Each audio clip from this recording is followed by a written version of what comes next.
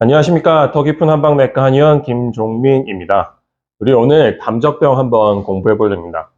담적병 많이 들어보셨죠? 뭐 어디에서 담적병이다, 담적이다, 담적 때문이다 많이 사용하는 단어입니다. 그럼 담적은 과연 무엇일까요? 담적은 한의학적으로 담음이라는 병리 물질과 적취라는 병리 물질 두 가지를 합쳐서 담적이라고 부릅니다. 그러면 담음과 적취는 어떻게 생기냐면 기가 다니는 통로가 있고 그 통로를 우리는 경락이라고 부릅니다. 경락에 기가 열심히 흐르는데 그 흐르는 통로에 찌꺼기가 낀 겁니다. 이 찌꺼기가 낀 것을 흔히 물때 같은 찌꺼기를 담음이라고 부르고 담음이 너무 굳어서 딱딱해지면 적취라고 부릅니다. 이 두 가지를 합쳐서 담적이라고 부르고 그래서 기가 다니는 통로에 낀 노폐물이 담적이라고 할 수 있습니다.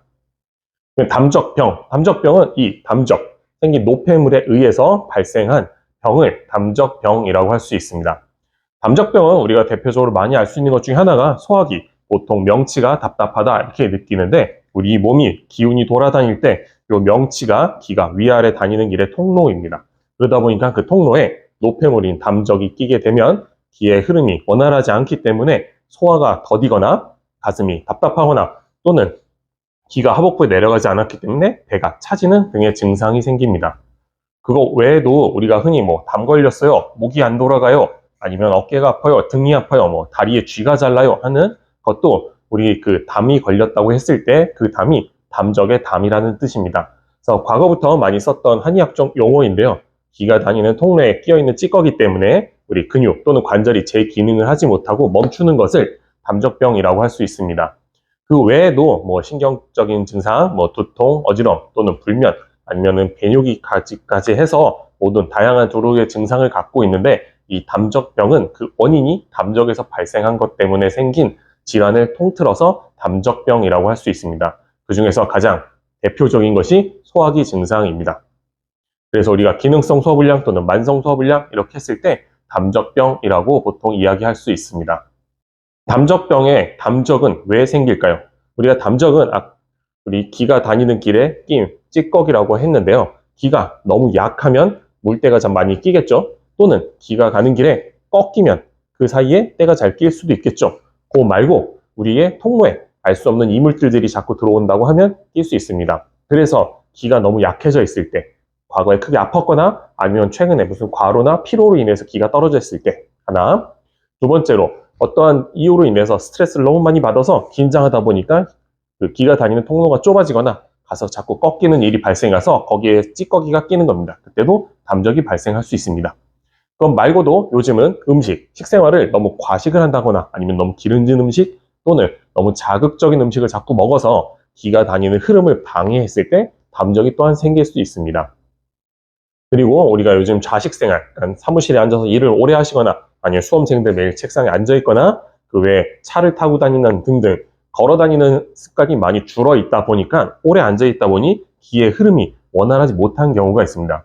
한의학적으로 팔다리를 움직여서 걸어 다니거나 그 행동을 할 때 기가 돌게 되어 있는데 아무래도 오래 앉아 있다 보면 기의 흐름 자체가 저하되고 저하된 기의 흐름에 의해서 노폐물이 잘 생길 수 있습니다.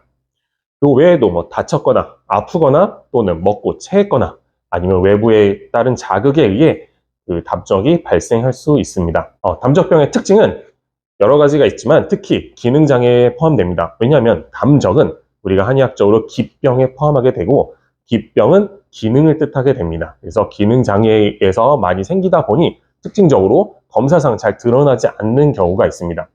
한의학적으로 기병과 혈병이라고 하여 그 담음 말고 혈에 생기는 건 어혈이라고 합니다.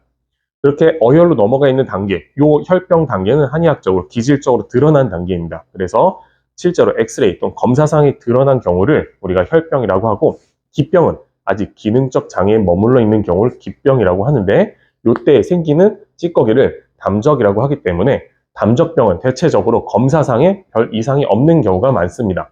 예를 들어 내가 과식을 해서 밥을 먹었는데 체했다. 나는 분명히 속이 답답하고 배가 아플 수도 있고 설사할 수도 있습니다. 하지만 이때 내시경을 하거나 엑스레이를 찍거나 혈액 검사를 해서 특별히 이상이 나타나지는 않습니다. 그렇다고 해서 내가 불편한 게 없거나 내가 이상이 없는 건 아니겠죠. 담적병은 이러한 특징을 갖고 있습니다. 나는 분명히 아프고 힘들고 소화도 안 되고 뭔가 가스차고 힘든데 이상하게 검사를 하면 딱히 검사가 나오지 않는 경우가 다수입니다. 물론 담적, 특히 담은 다음에 적치 단계가 되면 어느 정도 기능적인 이상을 나타내기도 합니다. 하지만 일반적으로는 우리가 경미한 상태에선 대부분 특별한 증상 또는 특별한 검사 결과상 이상이 없는데 나는 자꾸 뭔가 불편하다라고 느낄 때 담적병인 경우가 많이 있습니다.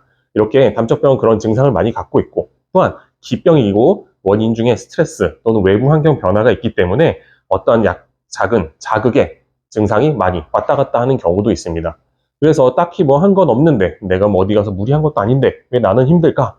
보통 외부의 환경, 그러니까 새로운 환경에 오셨거나 새로 취직을 했거나 또는 학교를 옮겼거나 아니면 어떠한 외국에 가셔서 새로운 환경에 적응하실 때 받는 스트레스도 나에게 담적을 만들 수 있는 원인이 됩니다. 그러다 보니 담적병은 다양한 원인에 의해서 발생하게 되고 또 다양한 환경 변화에 의해서 자주 변하는 현상을 갖고 있습니다. 담적병이 있다라고 의심이 된다면 너무 걱정하지 마시고 우선 내원하셔서 진단을 한번 받아보시면 좋겠습니다. 담적의 진단은 어떻게 내릴까요? 담적의 원인이 스트레스 또는 외부 환경의 변화 또는 내 몸이 내재자로 갖고 있는 허약한 체질 등에 의해서 내 몸이 담적이 발생합니다. 그리고 담적에 의해서 여러 가지 증상이 발전하게 되는데요.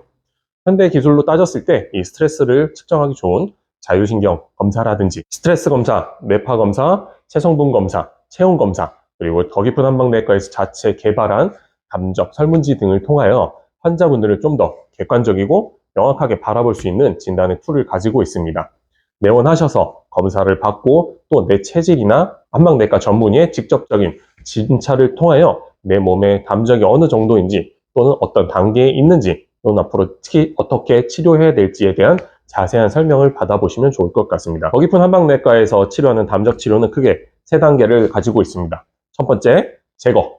두 번째, 순환. 세 번째, 보강입니다. 첫 번째, 제거. 담적이라는 노폐물에 의해서 생긴 찌꺼기를 제거해 줘야 됩니다. 그렇기 때문에 배출할 수 있는 약재 또는 배출하는 방법을 통하여 담적을 제거시킵니다. 담적이 제거된다면 담적이 제거된 상태에서 기가 원활하게 돌아야 됩니다. 제대로 순환이 잘하고 있는지 혹시 어디 가다가 막힌 곳은 없는지 해서 기의 순환을 보게 되고요. 순환이 끝나고 나면 보강을 통해서 다시 재발하지 않도록 예방을 해줘야 됩니다. 기가 다니는 통로에 기가 넉넉하게 잘 흐르고 때를 치워놨으면 그게 계속 돌아갈 수 있게끔 뒤에서 펌프실 역할을 해줄 수 있는 보강 작용이 필요합니다. 그래서 더 깊은 한방내과 한의원 담적 치료 프로그램은 총 3단계 제거, 순환, 그리고 회복 총 3단계를 가지고 있습니다. 내원하셔서 검사를 받고 또 내 체질이나 한방내과 전문의의 직접적인 진찰을 통하여 내 몸의 담적이 어느 정도인지 또는 어떤 단계에 있는지 또는 앞으로 특히 어떻게 치료해야 될지에 대한 자세한 설명을 받아보시면 좋을 것 같습니다.